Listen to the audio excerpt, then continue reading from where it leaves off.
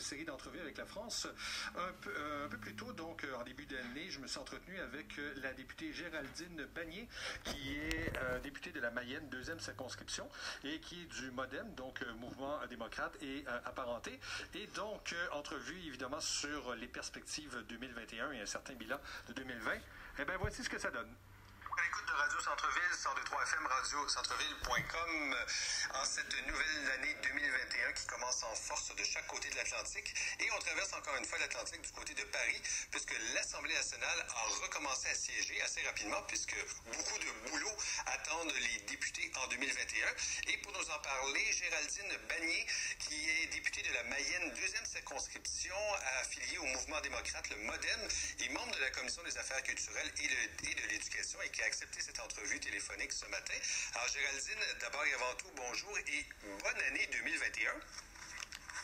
Bonjour à vous et bonjour aux auditeurs et très belle année 2021. Ça nous fait un grand plaisir. Alors donc Géraldine, d'entrée de jeu, j'ai envie de vous dire, question très ouverte, quelles sont vos attentes politiques pour 2021?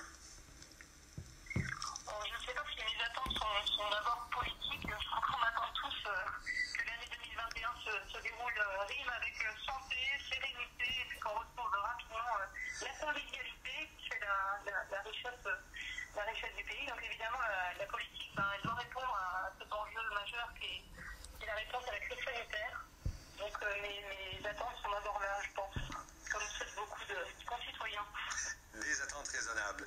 Alors donc, vous êtes rentré au bercail à l'Assemblée nationale puisque vous travaillez, réfléchissez sur le projet de loi confortant le respect des principes de la République et qui parle entre autres de laïcité. De quoi s'agit-il dans cette loi?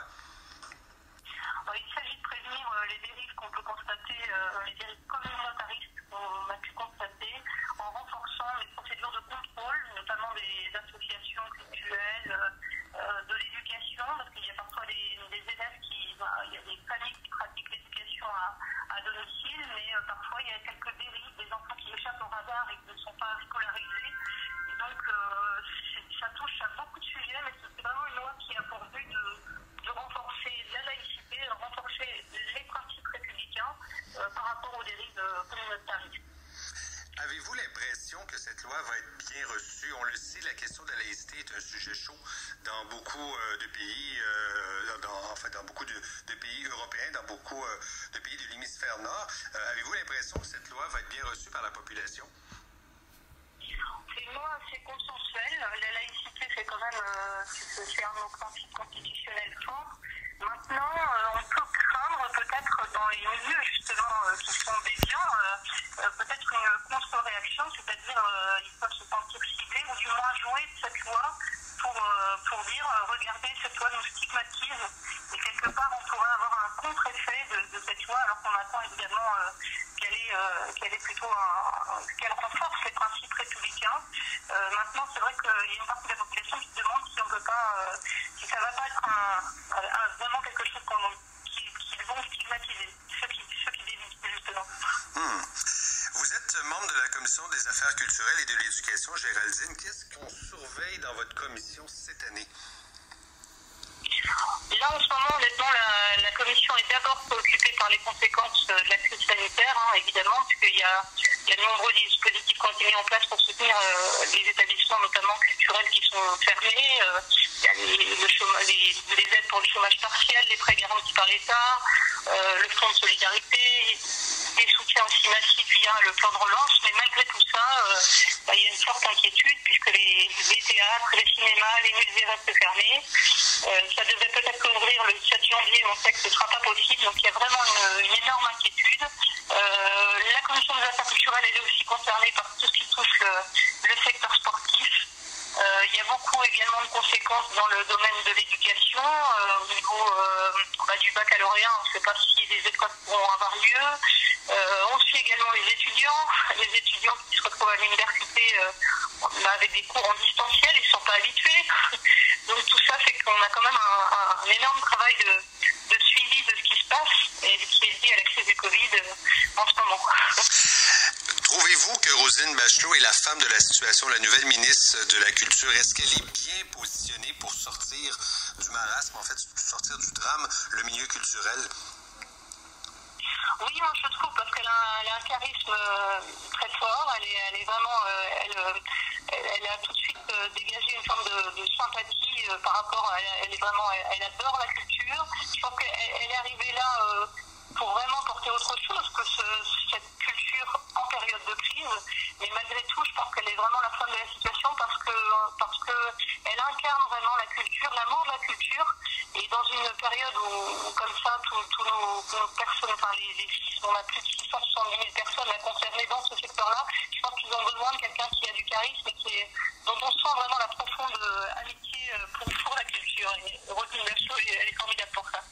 Quand on pense à la culture, on y voit quand même beaucoup d'activités diverses. On comprend cette volonté du gouvernement d'éviter les déplacements et de fermer les lieux culturels, mais certains disaient pourquoi les musées pourraient ne pas être ouverts. Après tout, au supermarché, on s'entend, c'est un service essentiel. On est distancé, on reste pas très longtemps. Dans un musée, on est quand même aussi distancé, on se colle pas, on reste un peu plus longtemps parce qu'on contemple. Mais il y aurait moyen quand même de faire fonctionner les musées en limitant le nombre de personnes à l'intérieur. Pourquoi les musées ne pourraient pas faire un peu bande à part dans les politiques de restriction? C'est vrai que c'est des lieux où on est masqué, mais d'ailleurs on était aussi masqué quand on allait au théâtre, quand on allait au cinéma. Mais le problème, c'est qu'on s'est aperçu via des études que c'est vrai que malgré le masque, la proximité faisait qu'on avait davantage de cas, puisqu'on avait les chiffres qui ont augmenté de façon exponentielle. Donc à un moment donné, on est obligé de limiter les interactions. Et c'est vrai que c'est difficile, on a choisi de limiter les interactions en ciblant particulièrement les musées, les théâtres, le cinéma. Mais c'est vrai que dès qu'on va pouvoir, il faudra réouvrir ces lieux parce qu'on a impérativement besoin de livres, de musique, de films, enfin toute la culture c'est essentiel. C'est là où en France il y a eu le débat sur ce qu'on ouvrait d'essentiel ou de pas essentiel. En fait tout est essentiel pour l'homme et particulièrement la culture. Mais c'est vrai que quelque part face à une épidémie dont les chiffres devenaient exponentiels, en France on regarde beaucoup le nombre de personnes qu'on a dans les services de réanimation. À partir du moment où ça déborde, quelque part on est obligé de limiter les interactions. Et ça c'est difficile, que ce soit pour le milieu culturel ou pour même nos restaurateurs, c'est très compliqué. Mais c'est vrai qu'on peut se dire, dans les musées on a un masque, mais malgré tout, on voyait bien que les chiffres augmentaient, donc il faut faire quelque chose, quoi. On va surveiller également, pour conclure, Géraldine, les élections régionales et départementales qui étaient normalement prévues en mars, reportées en juin. Je le disais en début d'émission, vous êtes associé au mouvement démocrate, le MODEM, troisième groupe parlementaire au Palais Bourbon, 49 membres, 8 membres apparentés pour un total de 57. Si on se dirige du côté de votre circonscription, la Mayenne, de votre région, êtes-vous optimiste pour des gains du mouvement démocrate aux prochaines élections du mois de juin? Le mouvement démocrate va aux élections, il n'ira pas seul, donc il ira avec la majorité. Est-ce qu'on est optimiste? Moi, je dirais que c'est jamais simple pour la majorité de gagner des élections intermédiaires. L'histoire nous le prouve sur les dernières années. C'est vraiment très très compliqué d'aller gagner des élections intermédiaires. Maintenant, c'est vrai que ça va dépendre de la personne qui mène la liste, de la dynamique de campagne. Il faut y aller et puis on verra bien. C'est vrai que c'est pas simple. Voilà, donc à suivre. Alors je le rappelle, Géraldine Bannier, donc vous êtes députée de la Mayenne, 2e circonscription, membre de la Commission des affaires culturelles et de l'éducation. En duplex avec Paris, encore une fois, on vous souhaite une bonne année 2021, de bons travaux parlementaires à venir et surtout bon courage.